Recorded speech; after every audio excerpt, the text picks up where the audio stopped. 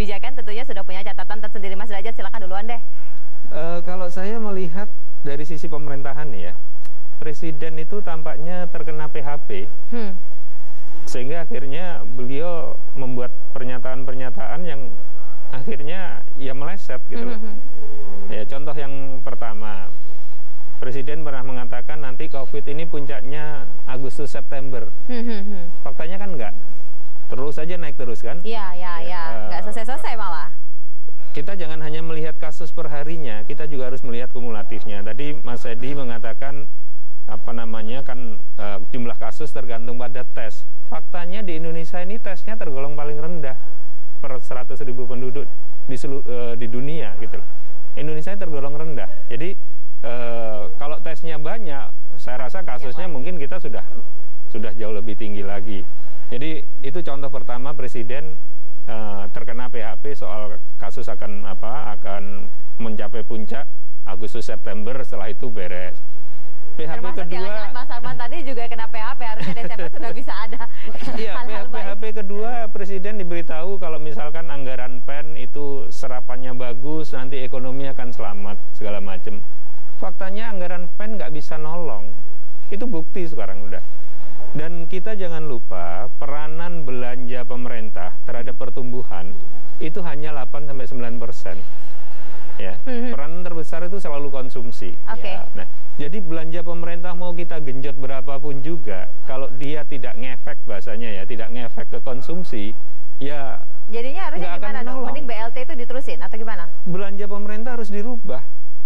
Jangan belanja pemerintah yang seperti sekarang, alokasinya akhirnya tidak pas untuk menolong sumber pertumbuhan. Jadi ibaratnya angsa emasnya itu kita biarkan terkena COVID, kita nyari angsa baru. Ini enggak. Jadi Presiden terkena PHP, kan sampai Presiden marah-marah di rapat. Kalau anggaran nggak terserap gimana dan bla bla bla bla bla ya. Faktanya kan nggak terbukti. Ya, Mas Edi dan juga Pak Mul pasti tahulah siapa yang memberi masukan ke Presiden soal itu. Saya nggak usah sebutkan ya. Kemudian contoh ketiga, Presiden terkena PHP vaksin November. Orang yang bilang vaksin November itu nggak paham bagaimana kita memproduksi vaksin. Ini saja udah ngebut nggak karu-karuan. Orang tes tahap ketiganya belum, clinical test tahap ketiga belum kok. Jadi kalaupun sudah nanti dapat approval, itu masih perlu beberapa bulan lagi untuk mass production, produksi massal. Berapa bulan lagi baru akan bisa nyampe ke negara-negara yang seperti kita, karena mereka pasti akan memprioritaskan negara mereka kan. Kalaupun kita beli, kita harus berani beli mahal. Nah, saya dengar untuk vaksin yang produksi AstraZeneca kita ada masalah ya. Kita harusnya jangan hanya mengandalkan Sinovac. Makin banyak nanti Mas. Justru duit PEN itu harusnya lebih banyak dialokasikan buat seperti vaksin, buat seperti kesehatan. Supaya apa? Supaya kita bisa cepat, rakyat bisa bergerak lagi, orang bisa merasa nyaman lagi gitu. Jadi sudah terlambat, tapi masih ada peluang kalau misalkan pemerintah mau berbalik arah. Jangan sampai lumpuh total gitu ya. Dan tolong dengarkan pendapat second opinion lah. Jangan hanya dengarkan PHP dari beberapa orang di sekitar Presiden. Kita coba tanya Pak Trubus juga banyak PHP ternyata kalau Pak Trubus lihat. Iya, kalau soal PHP itu memang berkali-kali gitu kan, berkali-kali. Artinya di situ memang banyak sekali kebijakan yang dikeluarkan itu dalam implementasinya jadi berbeda. Karena apa? Karena yang jelas kebanyakan kebijakan yang dikeluarkan itu minim partisipasi publik. Jadi PSM, peran serta masyarakat itu minim. Itu yang menyebabkan munculnya banyak penolakan. Termasuk nanti yang disambung itu soal vaksin. Vaksin ini penolakannya tinggi sekali.